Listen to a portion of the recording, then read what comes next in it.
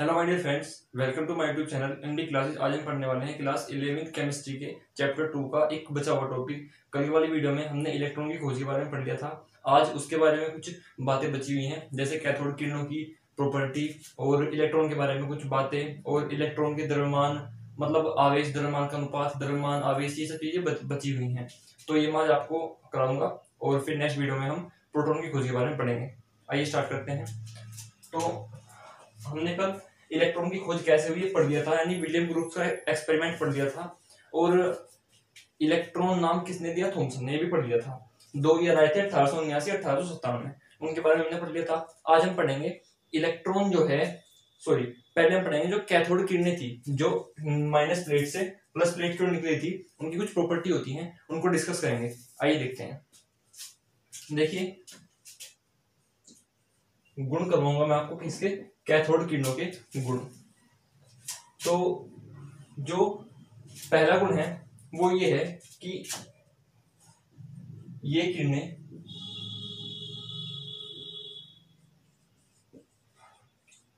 सीधी रेखा में चलती हैं, सीधी रेखा में चलती हैं। ये जो किरणें होती हैं ना, बिल्कुल सीधी रेखा में चलती हैं। अब इस बात का पता कैसे लगा होगा?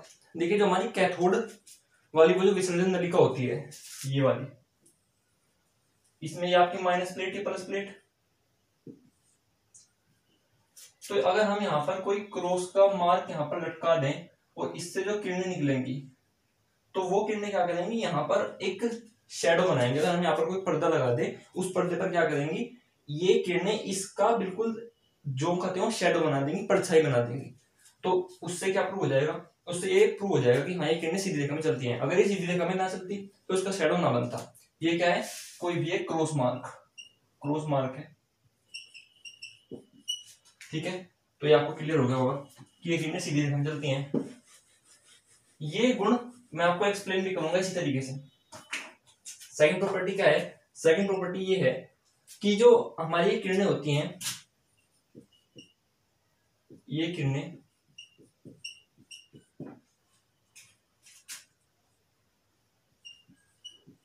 सूक्ष्म कणों से बनी होती हैं। किससे बनी होती हैं? सूक्ष्म कणों से बनी होती हैं। बहुत ही छोटे छोटे पार्टिकल से बनी होती हैं। कैसे पता लगा होगा? देखिए, जैसे ये आपकी विसर्जन नलिका है, ये आपका कैथोड हो गया, ये आपका एनोड हो गया। अब जैसे ही किरणें यहां से निकली होंगी तो क्या क्या क्या होगा, यहाँ पर एक भारहीन पहिए की व्यवस्था कर दी गई। किसकी व्यवस्था कर दी गई? एक भारहीन पहिया लगा दिया गया यहाँ पर। उस भारहीन पहिए का मतलब है जिसका मास लगभग 0 हो। क्या कहा गया इसको? इसको कहा गया माइका रिंग। माइका एक रिंग यानी पहिया लगा दिया गया। और जैसे ही किरणें यहां से छोड़ी गई बैटरी लगा करके, तो ये पहिया घूम गया। क्या कर गया? रोटेशन कर गया, घूम गया। जिससे क्या प्रूव हुआ कि हाँ, इसमें इनमें छोटे छोटे पार्टिकल हैं जिन्होंने इसको घुमाया। तो एक किरणें सूक्ष्म कणों से बनती हैं। सेकंड प्रॉपर्टी क्लियर हुई। चलिए, अब हम थर्ड प्रॉपर्टी के बारे में डिस्कस करते हैं। थर्ड प्रॉपर्टी हमारी ये है, ये गैसों को आयनित कर देती है। क्या कर देती हैं? गैसों को आयनित करती हैं। गैसों को आयनित करने का मतलब क्या है? कैथोड रे है, सॉरी कैथोड वो विसर्जन नलिका है, उसमें जैसे ही कैथोड रे निकली होंगी माइनस प्लेट से, तो कैथोड प्लेट और एनोड प्लेट के बीच में बहुत सारी गैस होंगी। तो वो गैस पहले तो एटम या मॉलिक्यूल की फॉर्म में होंगी, लेकिन बाद में जब वो रेज वहां से गई होंगी, बैटरी लगा के हमने रे को प्रोड्यूस किया होगा, रे को जनरेट किया होगा, वहां पर कैथोड रे छोड़ी होंगी, तो वो जो गैस है वो गैस आयन की फॉर्म में बदल जाएगी इन रे के कारण। तो इसलिए हमने कहा ये गैसों को आयनित करती है। फोर्थ पॉइंट क्या है? फोर्थ पॉइंट ये है, ये फोटोग्राफिक प्लेट को प्रभावित करती हैं। अगर इनके मार्ग में कोई फोटोग्राफिक प्लेट रख दें तो उसको प्रभावित करती हैं। इस पॉइंट को आपको ज्यादा समझने की जरूरत नहीं है, बस केवल इतना समझिए, फोटोग्राफिक प्लेट एक सिंपल सी प्लेट होती है। अगर हम उनको इनके रास्ते में रख दें तो वो इनसे प्रभावित हो जाएगी, उसमें कुछ ना नुकसान हो जाएगा उनको। तो ये फोटोग्राफिक प्लेट को प्रभावित करती हैं। और यहाँ पर आप लोग ये भी कह सकते हो धातु की पन्नी। देखिए, धातु की पन्नी अलग चीज है, फोटोग्राफिक प्लेट अलग चीज है। अगर हम धातु की कोई पन्नी रख दें बहुत पतली सी, कैसी, बहुत ही थिन लेयर रख दें, थिन यानी बहुत ही पतली, तो उसे भी क्या कर देंगे, नुकसान पहुंचा देंगे, प्रभावित कर देंगे। उसे भी प्रभावित करने का मतलब होता है नुकसान पहुंचाना। ठीक है, तो ये 4 प्रॉपर्टी हो गई इनकी इंपॉर्टेंट सी। और एक 2 प्रॉपर्टी और है इंपॉर्टेंट, वो मैं आपको करवा रहा हूं।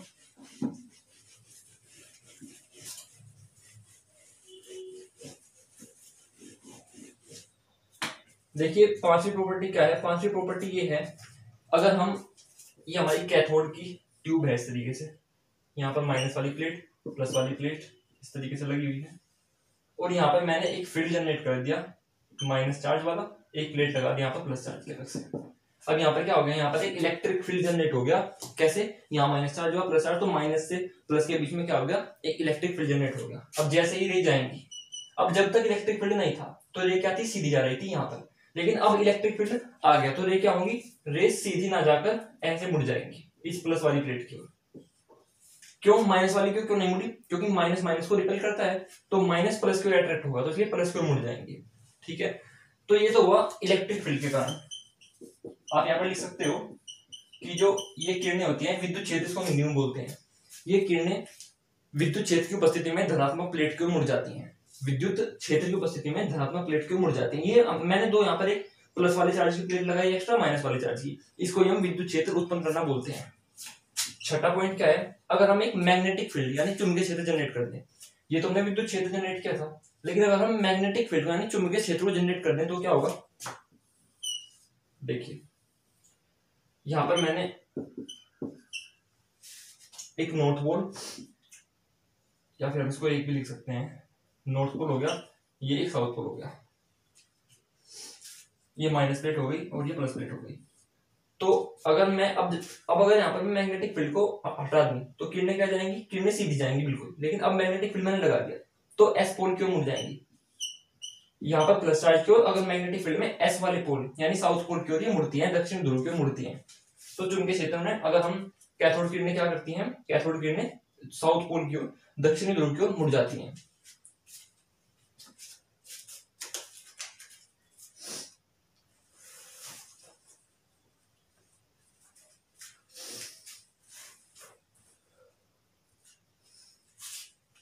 तो विद्युत क्षेत्र में क्या होगा, विद्युत क्षेत्र में धनात्मक प्लेट क्यों मुड़ जाएंगी और चुंबकीय क्षेत्र में दक्षिणी ध्रुव यानी साउथ पोल क्यों मुड़ जाएंगी। अगर विद्युत क्षेत्र या चुंबकीय क्षेत्र ना हो, विद्युत क्षेत्र या चुंबकीय क्षेत्र ना हो तो क्या होगा, तो सीधी चली जाएंगी।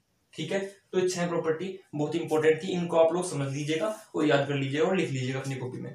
और अगर आपसे कोई भी प्रॉपर्टी पूछे तो आप वहां पर इनको लिख सकते हो। मिनिमम ऐसा होता है कि या तो आपसे कहा जाता है कि प्रॉपर्टी को लिखिए, या आपसे कहा जाएगा कि 4 से 5 प्रॉपर्टी लिखिए बस, इससे कम भी पूछ सकता है, नहीं तो 4-5 मैक्सिमम। और आप जितना पूछा गया है उससे आपको एक एक्स्ट्रा ही पता है 6, अगर 6 भी पूछे तो आप लोग 6 भी वहां पर लिख सकते हो। 6 से ज्यादा तो पूछने की उम्मीद वैसे एग्जाम्स में होती नहीं है। अब हम देखते हैं, ये तो हो गई हमारी कैथोड जो रे होती है उनकी प्रॉपर्टी। अब हम देखते हैं इलेक्ट्रॉन के बारे में थोड़ी सी बातें जो कल ले गई थी।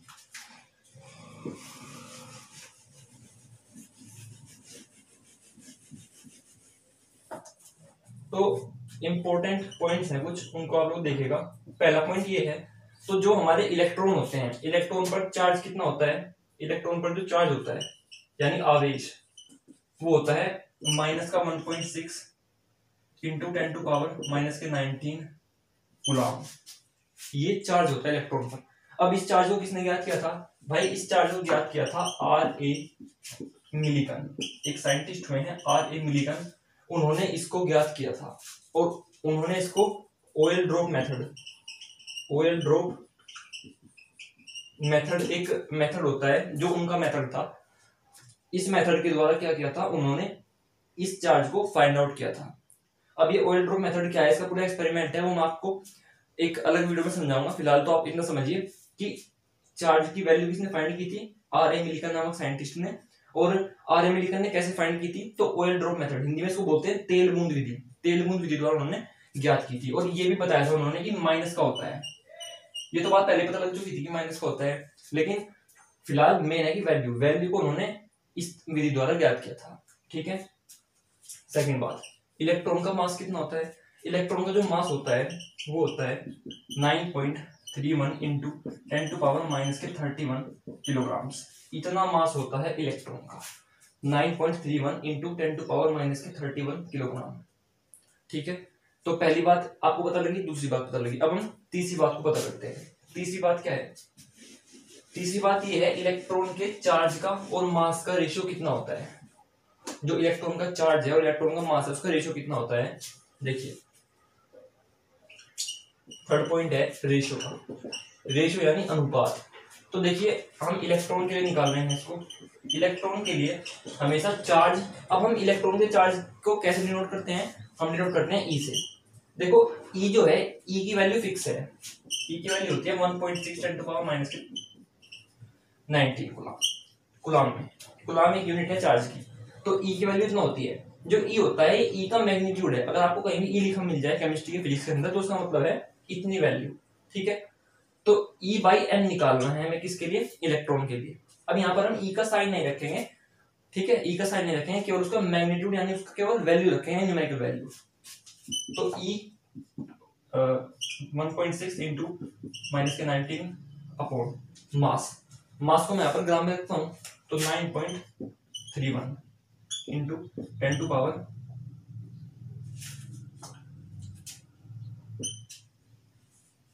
ये तो हो गया किलोग्राम में। देखो ये कूलाम में हो गया और ये हो गया किलोग्राम में। लेकिन मुझे इसको ग्राम में चेंज करना पड़ेगा पहले। तो इसको आप देखिए ग्राम में चेंज कैसे करते हैं ऐसी वैल्यू को। 1 gram is equal to 10⁻⁻³ kilogram. तो इतने यानी 1 किलोग्राम जो होता है, 1 किलोग्राम वो कितना होता है, वो होता है भाई 10⁻³ ग्राम्स। ठीक है, अब इतना किलोग्राम किसके इक्वल होगा, 9.31 इंटू 10⁻⁻31। ये इक्वल होगा इस वाली वैल्यू में इसकी मल्टीप्लाई कर देंगे तो ये आ जाएगा आपके पास 9.31 इंटू 10⁻⁻28 ग्राम्स। तो यहाँ पर -28 करके आप लोग क्या करेंगे, यहाँ पर ग्राम लिख देंगे। और जब आप इसको सोल्व करेंगे वैल्यू को तो आपके पास क्या आएगा, आपके पास यहाँ पर आएगा 1.76 इंटू 10⁸ कूलाम पर ग्राम। ठीक है, 1.76 इंटू 10⁸ कूलाम पर ग्राम। थोड़ा बहुत यहाँ पर पॉइंट के बाद में चेंज हो सकता है, तो अप्रोक्सीमेट कर देता हूँ यहाँ पर। 7 के बाद थोड़ा नंबर आपका चेंज हो सकता है। 1.76 इंटू 10⁸ कूलाम पर ग्राम। और इस E बाई एम की वैल्यू को किसने फाइंड किया था, E बाई एम की वैल्यू को फाइंड किया था थॉमसन ने। इलेक्ट्रॉन की खोज भी इन्होंने की और E बाई एम की वैल्यू को फाइंड भी इन्होंने किया। क्या करना है, ऊपर कूलाम में चार्ज की वैल्यू रखनी है विदाउट साइन, अपॉन उसका मास रखना है ग्राम में। किलोग्राम में कितना होता है, 31 होता है, लेकिन मैंने यहाँ पर इसको ग्राम में चेंज किया। ये मैंने कैलकुलेशंस किए हैं ग्राम में चेंज करने के लिए, आपको याद रखना है ग्राम में इतना होता है। ठीक है, और इसको जब आप सोल्व करोगे तो आपके पास इतना आएगा, यूनिट होगी कूलाम पर ग्राम। ठीक है, तो ये हो गया आपका इलेक्ट्रॉन के लिए चार्ज और मास का रेशियो। मिलते हैं आपसे नेक्स्ट वीडियो में, वहां पर हम प्रोटॉन की खोज के बारे में पढ़ेंगे और इलेक्ट्रॉन की खोज और उससे संबंधित जितने भी मुख्य तथ्य हैं वो आपके सारे कंप्लीट हो चुके हैं। नेक्स्ट वीडियो में हम प्रोटॉन की खोज और उससे नेक्स्ट वीडियो में न्यूट्रॉन की खोज के बारे में पढ़ेंगे। धन्यवाद। चैनल को जितना हो सके लाइक, सब्सक्राइब और शेयर जरूर करें।